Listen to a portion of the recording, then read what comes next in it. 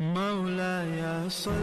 الملک بن ابی سلیمان نے عطا سے اور انہوں نے حضرت جابر بن عبداللہ رضی اللہ تعالیٰ عنہما سے روایت کی، انہوں نے کہا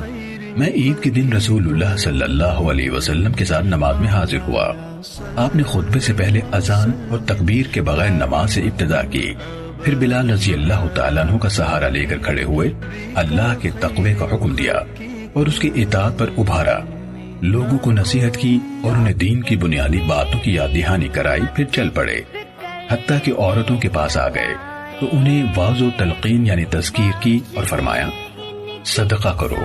کیونکہ تم میں سے اکثر جہنم کا ایندھن ہے۔ عورتوں کے درمیان سے ایک بھلی سیاہی مائل رخساروں والی عورت نے کھڑے ہو کر پوچھا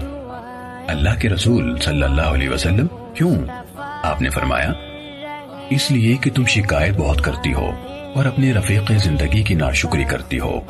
جابر رضی اللہ تعالیٰ عنہ نے کہا اس پر وہ عورتیں اپنے زیورات سے صدقہ کرنے لگی، وہ بلال رضی اللہ تعالیٰ عنہ کے کپڑے میں اپنی بالیاں اور انگوٹھیاں ڈالنے لگی۔